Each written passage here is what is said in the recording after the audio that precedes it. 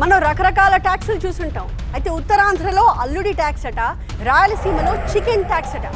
ఏపీలో ఈ ట్యాక్స్ల గోలేంటి? అసలు ఈ ట్యాక్సులు ఎవరు వేస్తున్నారు? కూటమి ఎమ్మెల్యేలపై సంచలన ఆరోపణలు చేశారు వైసీపీ నేత సీదిరి అప్పలరాజు. ఆ ఎమ్మెల్యేలు విచ్చలవిడిగా ట్యాక్సులు వసూలు చేస్తున్నారంటూ ఆరోపించారు. చివరికి చికెన్ పైన కూడా 10 రూపాయల ట్యాక్స్ వేస్తున్నారు అంటూ విమర్శించారు. అయితే సీదిరి అప్పలరాజు ఆరోపణలపై తీవ్ర ఆగ్రహం వ్యక్తం చేశారు కూటమి నేతలు. ఇదేమీ జే ట్యాక్స్ సర్కార్ కాదు అంటూ కౌంటర్ ఇచ్చారు. మాజీ మంత్రి వైసీపీ నేత సీదిరి అప్పలరాజు కూటమి నేతల్ని టార్గెట్ చేశారు. కమిషన్లు తీసుకుంటున్నారని ఆరోపించారు. ఇష్టమున్నట్టుగా ట్యాక్సులు వేస్తున్నారన్నారు. నంద్యాల జిల్లాలో చీప్ గా చికెన్ ట్యాక్స్ వేస్తున్నారని ఆరోపించారు అప్పలరాజు. నంద్యాల జిల్లాలో ఒక లేడీ ఎమ్మెల్యే ఉంది, ఒక ఆవిడ ఎంత ఘోరం అంటే, చికెన్ షాపులు ఉంటాయి కదా, చికెన్ కొట్లు ఉన్నాయి కదా, చికెన్ కొట్లో అమ్మేటటువంటి చికెన్ మీద ప్రతి కేజీ చికెన్ పైన 10 రూపాయలు ఆవిడకి ఇవ్వాలట. పలాసలో అల్లుడి ట్యాక్స్ అడ్డగోలుగా వసూలు చేస్తున్నారన్నారు మాజీ మంత్రి.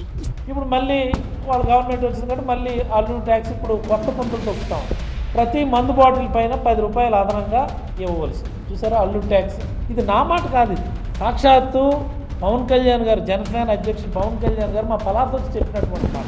కందుకూరు ఎమ్మెల్యే ఇంటూరి నాగేశ్వరరావు రామాయపట్నం పోర్టులో లారీకి 1000 రూపాయలు వసూలు చేస్తున్నారన్నారు సీదిరి.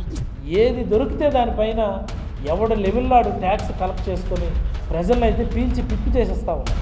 రామాయపట్నం పోర్టులో ప్రతి లోడుకి ఇంత చొప్పున నాకు ఇవ్వాల్సింది, లోడుకి 1000 రూపాయలు చొప్పున నాకు ఇవ్వాల్సింది అని చెప్పి అక్కడ కందుకూరు ఎమ్మెల్యే వాడు నాగేశ్వరరావు అట, వాడు ఒక డిమాండ్ పెట్టి రోడ్డుకు అడ్డంగా నిలబడిపోయి ఆ లారీల మీద, ట్రిప్పర్ల మీద అక్రమంగా కేసులు పెట్టించి నాకు 1000 రూపాయలు లోడుకి ఇస్తారా సస్తారని చెప్పి ఆయన పరిధిలో ఆయన ట్యాక్స్ ఆయన కలెక్ట్ చేసుకుంటారు.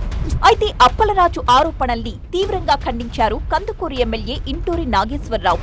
రామాయపట్నం పోర్టులో లారీకి 1000 రూపాయలు వసూలు చేస్తున్నట్లు ఆధారాలు చూపించాలని డిమాండ్ చేశారు. పోర్టులో అసలు పనులే జరగనప్పుడు లారీలు ఎక్కడి నుంచి వస్తున్నాయని ప్రశ్నించారాయన. టీడీపీ ఎమ్మెల్యేలపై సీదిరి అప్పలరాజు వ్యాఖ్యల్ని ఖండించారు శ్రీకాకుళం జిల్లా టీడీపీ నేతలు. నిరాధార ఆరోపణలు చేయడం సరికాదన్నారు. డాక్టర్ అప్పలరాజు గారి వ్యవహార శైలి చూస్తుంటే చింత చచ్చిన పులుపు చారినటువంటి చందాన్ని కనిపిస్తుంది.